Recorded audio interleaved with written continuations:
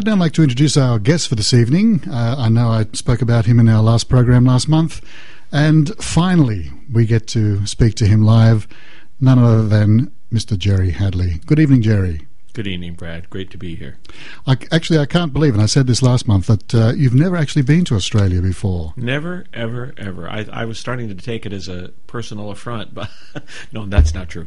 I've been invited, countless times over the years because of my association with Joan and Richard, and it seemed that whenever the invitation came, I was always busy doing something else, clearly of lesser importance than coming to Australia, but this time it was divine synchronicity, and I was free and thrilled to come. Looking at your biography and knowing what you've been doing, you have been incredibly busy over the last 25 to 30 years or whatever. Yeah. And as I mentioned last month, you're also a multi-Grammy and Emmy Award winner. What does it take to be a Grammy Award winner? How many albums do you have to sell? As I understand it, it's not based upon sales. Actually, the National Academy of Recording Arts and Sciences votes, the members, I should say, of the National Academy of Arts and Sciences, Recording Arts and Sciences, votes. And it's very much an in-house thing, much like the Oscars. And I've really been lucky because I got to do some. Let me put it this way: I was a participant in 5 recordings that in which I was surrounded by great people, and they were interesting projects, and the Academy seemed to think that they were worthy of recognition, and it's great. Well, that's something pretty special, because I don't know of any other opera singer that has won that many Grammy Awards for albums. So, a lot of my colleagues, I think, have multiple Grammys. I hasten to add that none of the things that I've won are for any of my solo efforts. They've all been ensemble pieces. I think three operas, a Verdi Requiem, and most recently Bernstein's Mass. And I know that, for instance, my friend Dawn Upshaw's, I think, has 2 solo Grammys to her credit, and there are multi categories in the Grammy Awards, just like there are in the Academy Awards for film.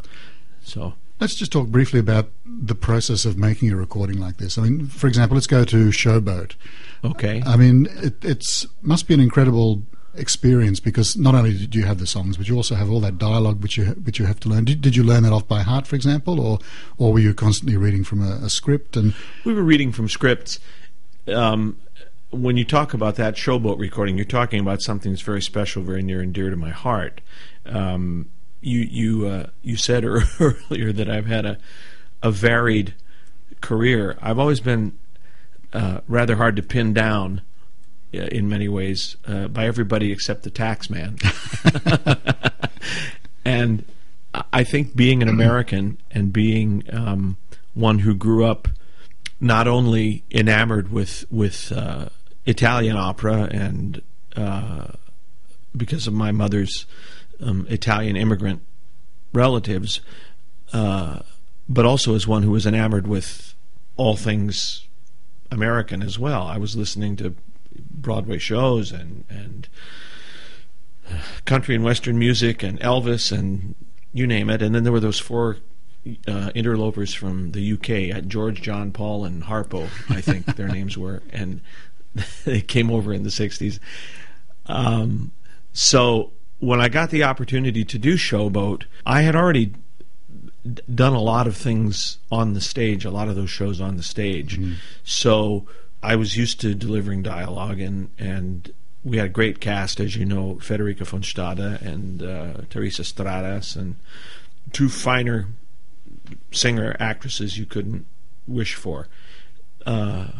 the reason that the recording was done with all that dialogue was that the Showboat had undergone so many revisions and so many lives since it was done first in 1926 that the show had become watered down and somewhat politically correct and what have you. And EMI, in a very, what I thought was a bold move, decided that they were going to present that show the way that it hit audiences between the eyes in 1926. And the very first word that you hear out of the mouths of the chorus is the N-word.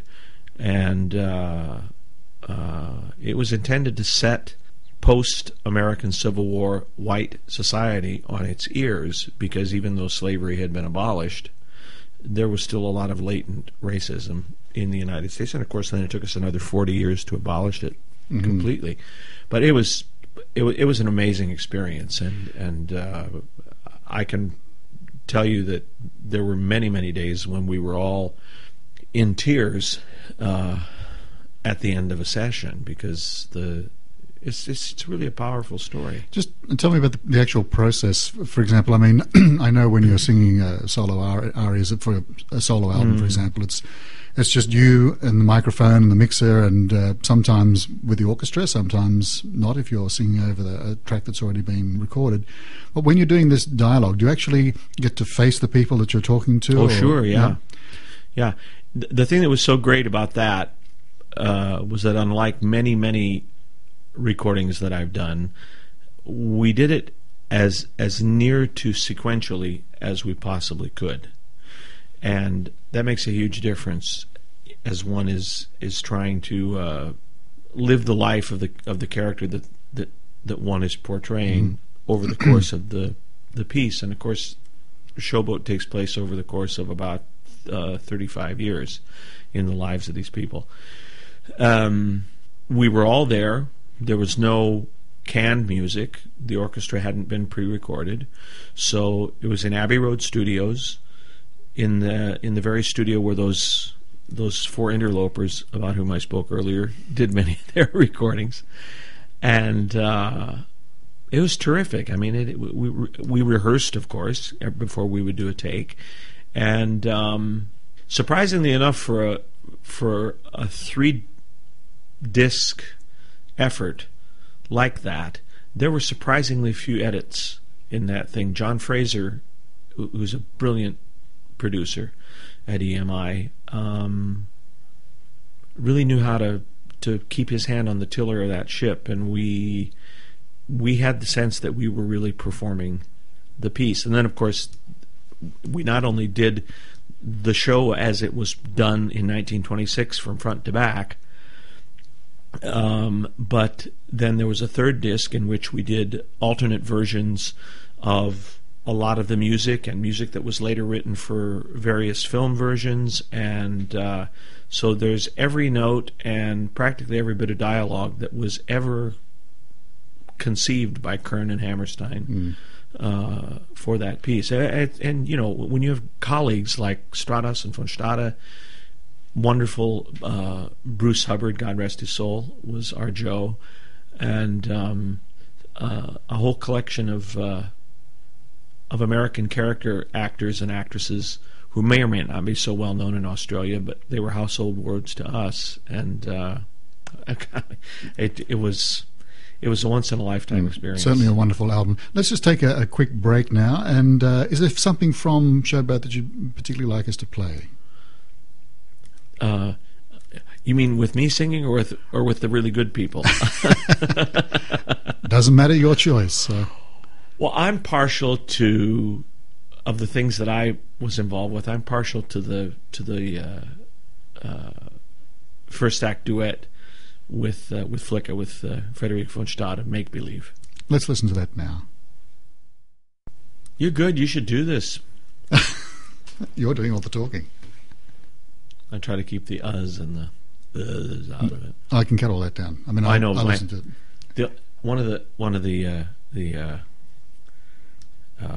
what should I say? The gifts I got from my marriage was that my father-in-law was in politics only at the state level, but he said, "They'll always wait for you, kid." He said, "Don't ever say, just take your time." He said, "Even if you have no idea what you're going to say, it makes you sound intelligent when you take a long pause." So. That was Jerry Hadley and Frederica von Stade singing the wonderful duet Make Believe from Showboat. Okay, let's get away from Showboat for a little while and talk about your operatic career. I mean, you've sung with some of the greatest singers in the last century and certainly this century.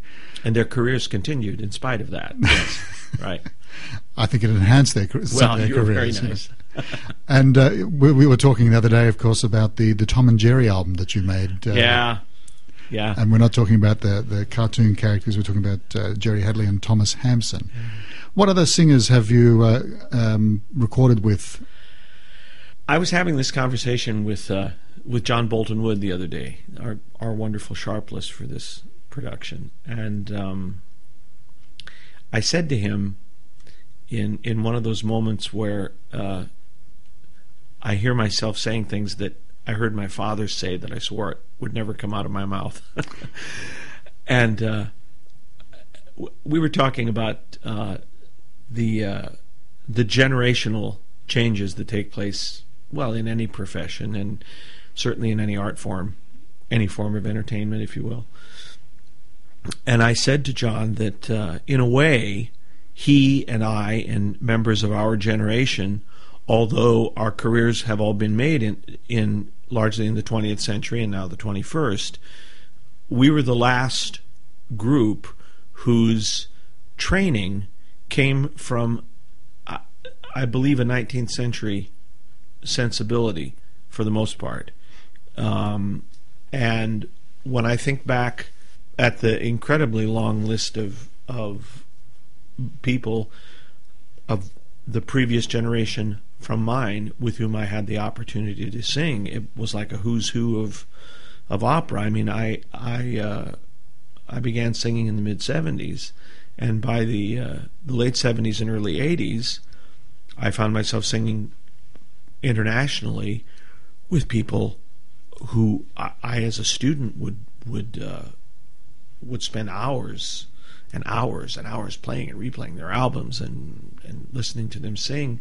There's hardly a soprano of that previous generation who sang the bel canto repertoire or the lyric repertoire with whom I have not sung. I mentioned Joan Sutherland, of course, who was not only a friend and colleague, but a great mentor to me, as was Richard Bonning. But I mean, the list goes on and on and on. There was Joan, there was Mirella Freni, Kortrubash. I'm going to start forgetting people. You know, that's the problem. But not just sopranos. I mean, practically every great baritone, every great bass. And there I was, this cheeky little kid, thrown on the stage with them, and there were many evenings, I must say, when I was quaking in my boots, thinking, what's wrong with this picture, and maybe they should get a real tenor. But having said that, the other thing that would always happen was that I would find myself, having emulated these people for so long, their excellence and their artistry, respectively, would always inspire me, either consciously or unconsciously, and raise me to a level of achievement in a given performance, often of which I was not aware I was capable. And I can remember so many moments like that. One that sticks out in my mind is a Traviata in Vienna, which will stay with me until the day I die. I was in Vienna actually to sing Maria Stuarda by Donizetti, and I was singing with a not shabby cast in that opera. The two ladies for whom I was a foil were Edita Gruberova and Agnes Balza. Now, if you want to have pretty formidable cast. If you want to have an experience that makes you aware of your own mortality rather quickly, stand between the two of them while they're singing. Well, they both came up sick one day, and management rang and said, we're going to have to do a different opera tonight because we can't find anyone who knows those two roles, either of those two roles, just off the top of their heads. It's not an easy opera to cast, in which to replace a star, because it's not done that often. So they had decided they were going to do Traviata, and I remember it was about 10 in the morning, and I said, well, with whom will I be singing? Because I had done that very Traviata production a couple of seasons earlier there. And they said, well, we're not sure yet, but we'll find someone. And I believe it was a 7:30 p.m. curtain. I arrived at the theater around 6, and I asked the portiere, because the portiere knows everything in that theater and every theater. And I said, well, who's singing Violetta tonight? Who's singing Father Germont? And he said, ich weiß nicht. And I thought, well, somebody better wissen pretty darn soon, because it's 6 o'clock. And at about 6:45, there was a knock on my door, and this lovely old man who was one of the longtime retainers at the opera, who was my dresser, introduced me to an Italian baritone of whom you might have heard. His name was Piero Cappuccilli. Oh. Yeah, that was my father for the evening. And I shook hands with him, and essentially he said, Caro, don't worry. He said, just when I come on stage to sing to you, just stand still and I'll do what I do. I said, yes, sir, whatever. And then I was told at 7:15 that none of the various ladies whom they had called to fly to Vienna, and I guess it was first come, first serve, whoever got there first was going to sing the performance. None of them had actually shown up at the theater. At 7:20, Ileana Cotrubas showed up. And so she was our Violetta for the evening, and I didn't get to meet her before the performance. But I will never forget this as long as I live. The gentleman singing Gastone that evening escorted me on stage, and I really was meeting Violetta for the first time. For the first time. Now, at the time, Ileana must have been close to 60, and I was in my early 30s. So, she was old enough to be my mom. You like the older woman. Yeah. But I'll never forget this. He introduced me, and she had a champagne glass in her hand, and she from about 12 feet away, looked me dead in the eyes, and then her eyes traced an imaginary line from the top of my head to the tip of my toes, back up. She made eye contact with me and gave me a knowing little smile, and that was all we needed, because we never rehearsed. And you talk about learning the value of having your ducks in a row, and of having done all that work in the trenches that she and Cappuccilli had done all those years. That performance was as good as any opera performance I've ever done in my life, both dramatically and musically. It was if we had been rehearsing the darn thing for 6-7 weeks, and what I remember mostly is how both of them, when they sang to me, they didn't sing at me. They sang to me. Mm-hmm. Particularly Ileana, when she would sing to me those words that Violetta sings. It was as good as it gets. Really memorable occasion. Really, really, really memorable. Let's just take another break now, and let's choose a piece from your aria album. The Bel Canto album. The Bel Canto album. Oh my God, I don't know what to pick. But it can't be the Dom Sebastian, because we played that last month. Oh, you did you? Yeah. With my D minuses? What do you think? What would you like to hear? It's very difficult for me to but I'll tell you. I love the two Michael Balfe arias that we did, because they're done so seldomly, and either of those. Okay, well, let's listen to one now. All right. I was going to suggest the Edgardo aria, but that was the month before I played that as well. And apart from those two, I couldn't remember really what was. I was going to bring in the albums, and I forgot. I think the thing I love about those two Balfe arias that Richard suggested that we do is that they're in English, number one, and they're just beautiful melodies, and you don't get to hear them very often. Okay, Jerry, let's just talk just briefly about the life of a star. To become such a star means that there's certain sacrifices that you have to make, as far as you travel a hell of a lot. I mean, a lot of Australian singers, for example, can make a reasonable career by staying in Australia. But those that really want to become world-class singers, if they've got that talent, have to travel. It must be very difficult, Do you find that you end up living out of a suitcase the whole time? And home then must become a special sort of sanctuary after so many months of travelling? Yeah. There are several ways I can answer this question, and I'm never sure. The flippant answer to give to a question like this is to remind everyone how the Noah Webster's Dictionary of the American Language defines the word star. A star is a flaming ball of gas which floats in the darkness and eventually consumes itself. Now, having said that, I never actually set out to be what anyone would call a star. And even after all of these years of being in situations where I've been lucky enough to be given opportunities to be a leading tenor in opera houses all over the world, there is a part of me that's still Midwestern American enough to become uncomfortable when anybody uses that particular moniker to describe me.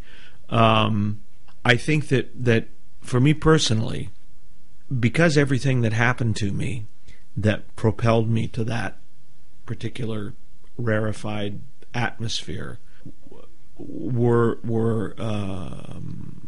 I think, acts of providence. They weren't things that I necessarily said, I must achieve this, I must do this, I must whatever. For instance, meeting Richard and Joan it just fell out of the sky. They were in New York looking for someone to sing Anna Bolena. Bing, there it was. Meeting Leonard Bernstein was, I suppose many people would call it just being lucky, being in the right place at the right time. I tend to think that there was some kind of divine synchronicity in it. But you'd have to agree that if you didn't have the talent in the first place, if you didn't, when I'm saying talent, I mean you didn't have the God-given voice that you've been given, and you didn't have the personality and craft of that is easily seen when someone watches you on stage. Those opportunities wouldn't necessarily come about. No, I'm not trying to be falsely modest or anything like that. I think the American film director Ron Howard coined a better phrase than anything I can come up with. He said, when he was asked a question similar to this about his own career as a director, and about, what's it like being a prominent director, and he said, in my case, it was always a series of situations in which opportunity and preparation met at a given time and in a given place. And I've always had a very, very good sense of what my strengths and weaknesses happening, or let's put it in a more positive light, my assets and my liabilities as a singer. And I've always tried to concentrate on my assets and to minimize my liabilities. Even though I'm versatile, I do know that my versatility does have its limits. And I think, if nothing else, it was the fact that people like Joan and Bernstein taught me how to say no at an early age. But they taught me how to say no for the right reasons, not for reasons of arrogance or reasons that were not founded in having considered whether or not an opportunity that was offered was something that I could actually do and do well. The other part of your question was about the living out of a suitcase and all that kind of stuff. I think that in my particular instance, the thing that if I do have a regret, I have very few regrets about anything, but there were so many birthdays that I missed with my kids. There were so many things that in and of themselves, if you look over a lifetime, are not of earth-shattering importance. But I missed a lot of football games. I missed a lot of school choir concerts and things like that. And I think that in some ways the rigors of my being gone so much did cost me my first marriage. But again, having said that, I mean, it sounds as though I'm about ready to launch into a sob story. It's just the way it is. I mean, some people are able to negotiate all that, and other people. Well, it is. I mean, you look at the lives of any of the top elite, whether they're sportsmen or movie stars or singers or pop stars, for example. I mean, the very fact it's very difficult to reach the top of any field or category unless you can compete and are seen to be competing in whatever field it is internationally on a broad scale. Sure. I think that the hardest thing is to strike a balance between healthy self-absorption and at the same time being able to maintain enough of a healthy sense of the absurd so that you never forget where you've come from. Let's take another little break and listen to some more music. Last month, one of the things that I was trying to show our listeners was how versatile you actually are in that, you've recorded all of the Viennese favourites, you've recorded opera, pure operatic arias, show tunes, but also some of the modern show tunes from Phantom of the Opera and things like that. Let's go to your album, Standing Room Only. Let's pick something from that to play. Mm-hmm. Well, one of my favorites from that is from Jesus Christ Superstar, Gethsemane. Okay, well, let's listen to that now. You've been listening to Jerry Hadley singing Gethsemane from Jesus Christ Superstar. Jerry, let's. I suppose we should talk about Madama Butterflies. That's we ought to. That's why you're here. Now, you've performed this role before. I have, not for quite some time, though, believe it or not. It was in the mid-'80s the last time I donned the uniform of my country's Navy. And there was this piece called The Rake's Progress that came along and occupied a great deal of my life. And I must say, coming back to it after 15 to 17 years of being away from it is very interesting, and particularly coming back to it with this utterly wonderful cast, and particularly this truly stupendous young soprano, Oksana Dika, that you've brought to Brisbane. I think audiences are just going to go out of their minds when they hear her sing. It's truly a wonderful voice, and not only is it a wonderful voice, does she possess a wonderful voice, I should say, but she's one of those, for me, having sung with all those ladies that we were talking about, Oksana has an unmistakable honesty about her and a genuineness and just a brilliant light of humanity that shines through her when she sings that can't help but bring Cho-Cho-san to life in a way that it's very rarely brought to life these days. And I must say, I'm pleased to announce that ticket sales have been going incredibly well. So for those of you who haven't bought your tickets yet, I would advise that you get out there and get them very quickly, because you're going to miss out. I'm pretty sure if we don't sell out all the performances, we'll get pretty close to it. Now, what is it about Lieutenant Benjamin Franklin Pinkerton that you like about this character in particular? Well, my particular view, I have to speak about this in a general sense, and then specifically about Pinkerton, and I will try to be brief. I've never believed that it's possible to pretend to be anybody else on stage than who you happen to be. That acting is not about pretending or playing make-believe, but that it is about inhabiting a particular character and taking on to yourself the life choices, the social situation that person has. But I think that no matter what I've ever done, I have always managed to find the core of myself in there. Now, granted, I mentioned the Rake's Progress a minute ago. I've never led that kind of dissipated life.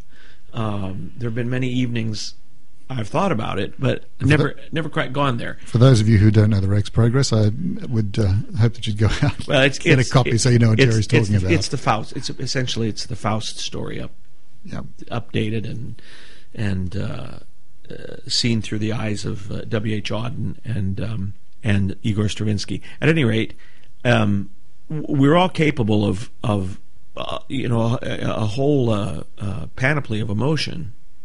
And that's the thing that is the constant.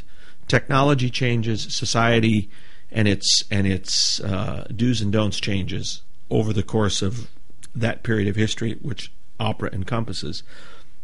But the basic human conflicts and the basic human issues that we are there to share with the audience, and hopefully not to comment on them, but just to share them so that the audience goes, oh, yeah, I know how that feels. Mm-hmm. They haven't changed, in thousands of years. It's every generation has to relearn the same things that the previous generation has had to learn.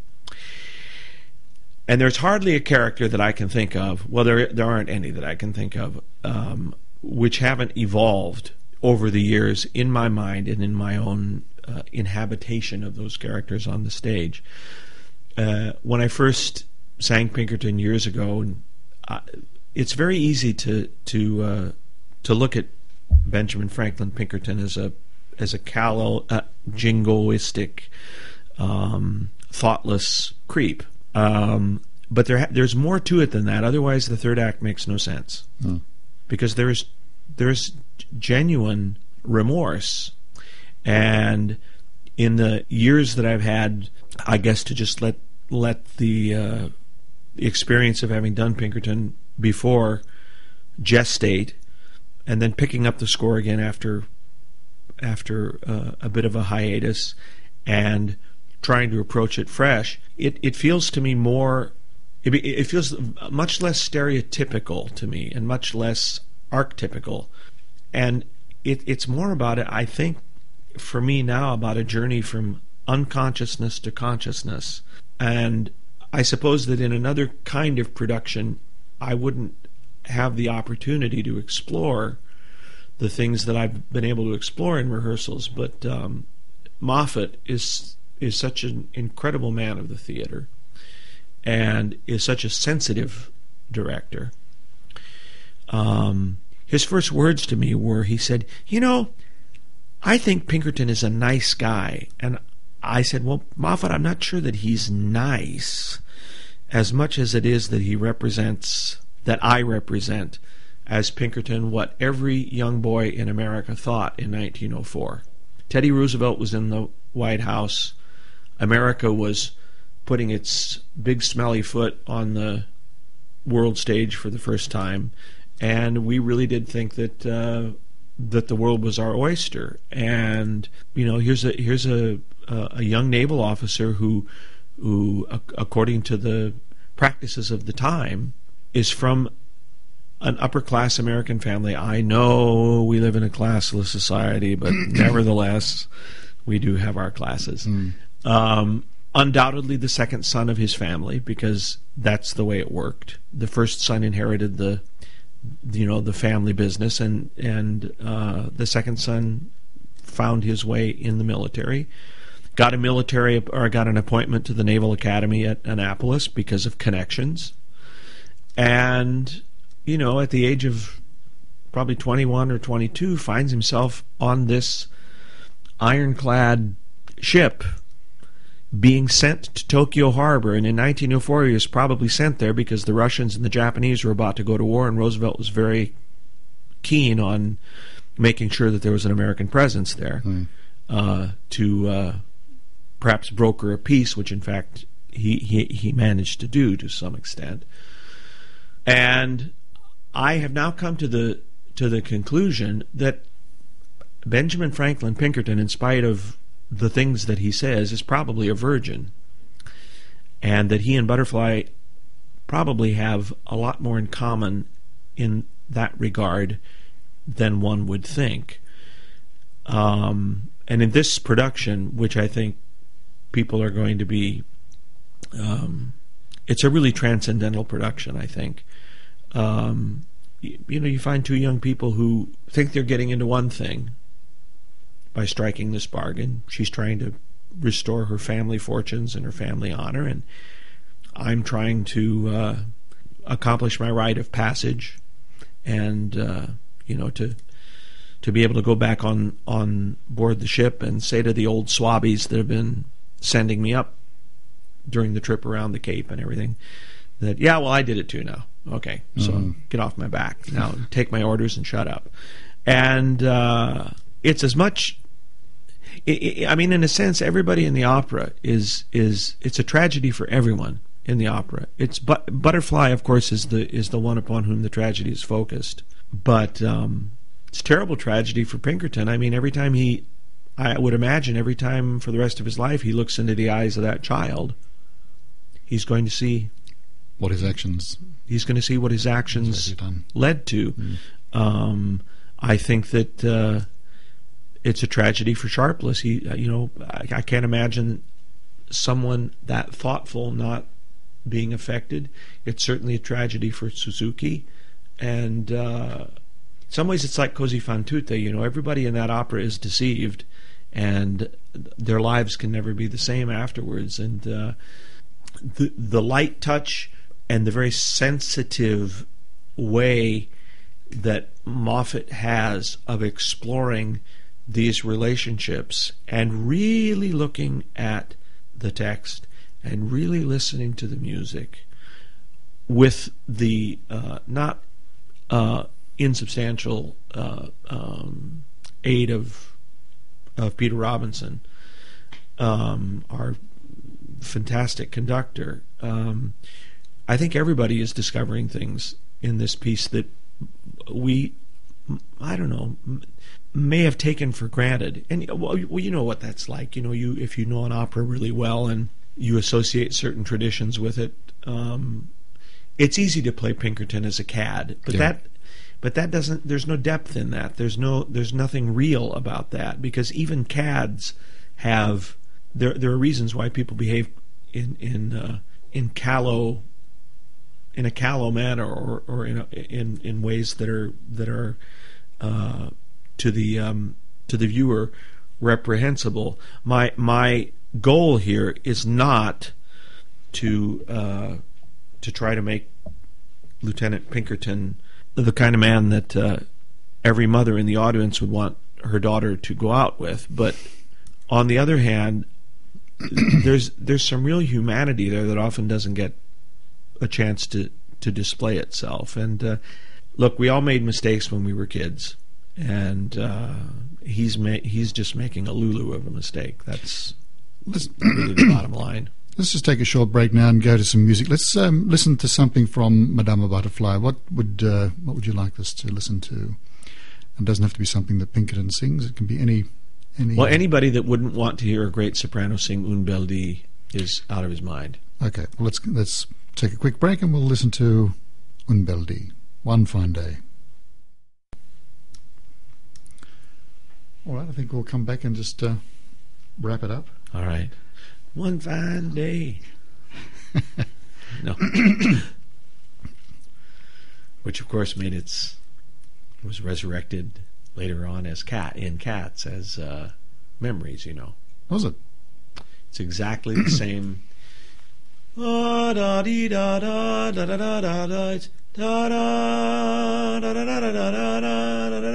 It's the same harmonic structure, and it's a very thinly disguised Un bel dì vedremo. But we won't go there on the air. Well, I'm not surprised. I got a great story to tell you. Can't use it on your show, though. Okay. A friend of mine was working on the production crew of Aspects of Love during the rehearsals that were going to lead up to the world premiere in London.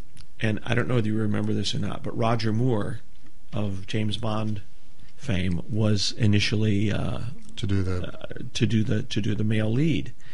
And this was around the time when when Sir Andrew, not yet Sir Andrew, and Sarah Brightman were ending their star-crossed relationship. And there had been lots of wailing and gnashing of teeth in the rehearsals, according to my friend, because Roger Moore was clearly out of his element. And he walked in one morning with his entourage of people and sat down with Lloyd Webber and said, Andrew, he said, we have to face some cold, hard facts here.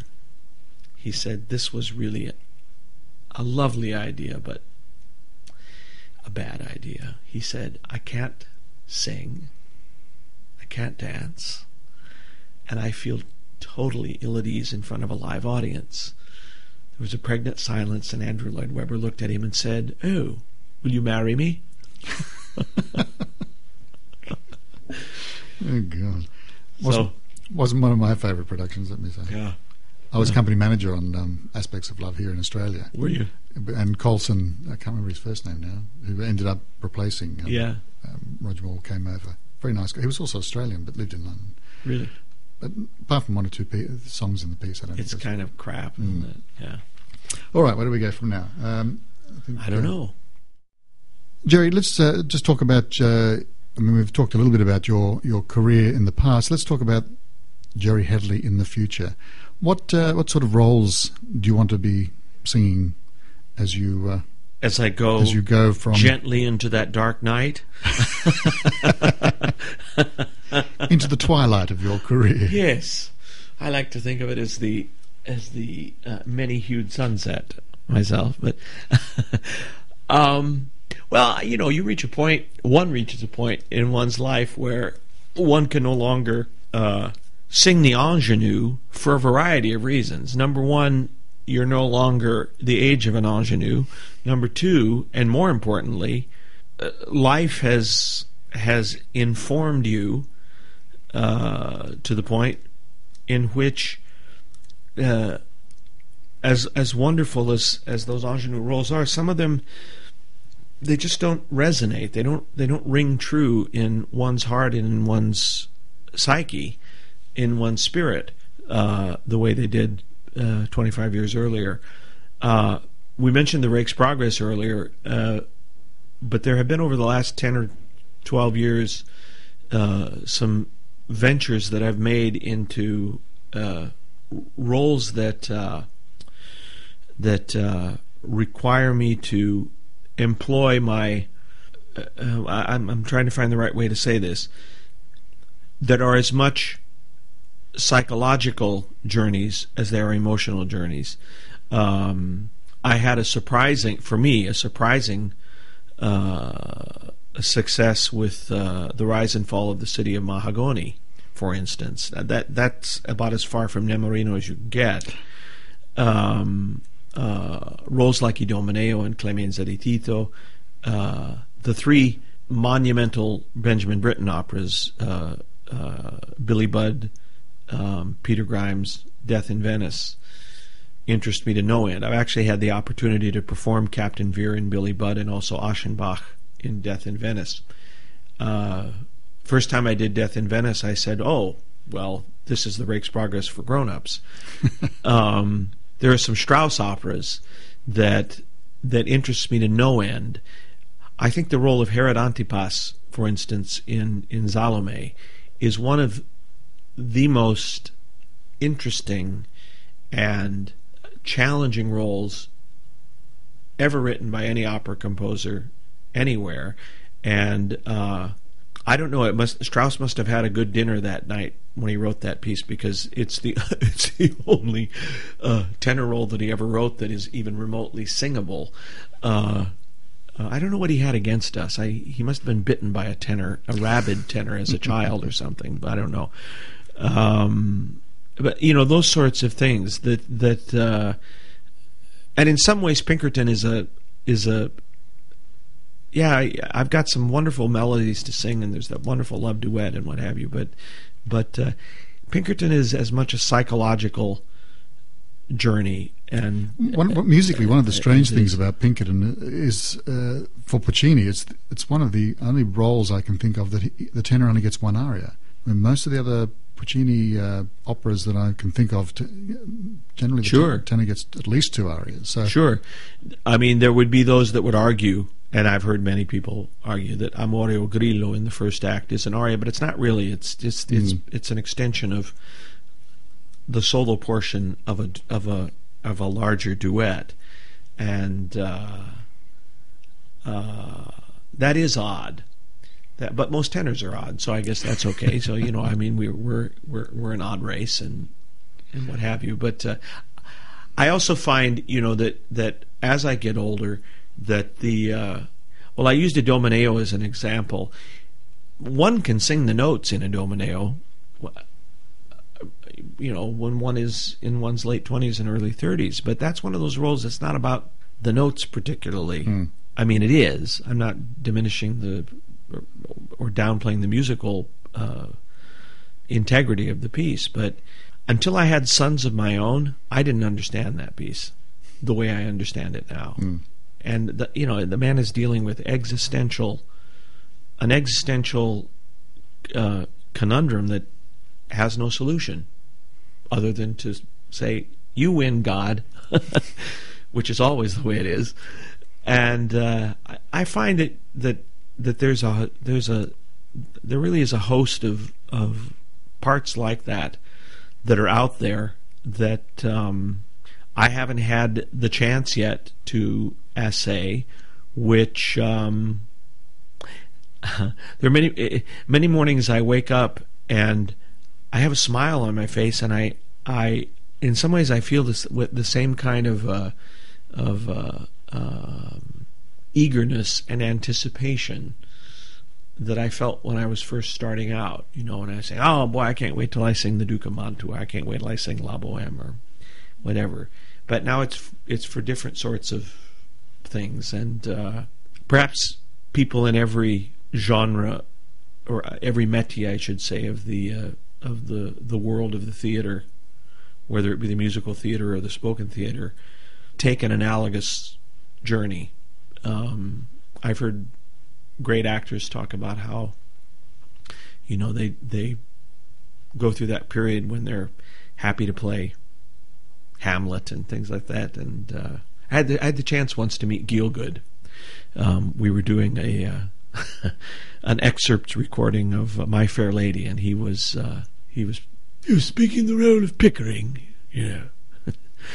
and he is one of the great Hamlets of all time, and we've got a generation alive today that know him for playing the butler in Arthur, and in America there's a whole generation that knows him for his Paul Masson wine commercials and things like that. So I have not yet been approached to do Australian beer commercials or Australian wine commercials, but there's an opportunity for any. Yeah. Well, while I'm here, while I have not been imbibing, I have been sighted on the other side of the river, trying to make myself conspicuous in front of Brisbane watering holes, hoping that would happen. And so far, no one's taken the bait. Oh, good luck with that. Thanks. Yeah, I'm trying. I stand there and I hold my hand in a manner which suggests that I could hold the product up in front of the camera and say, "Go out and buy this."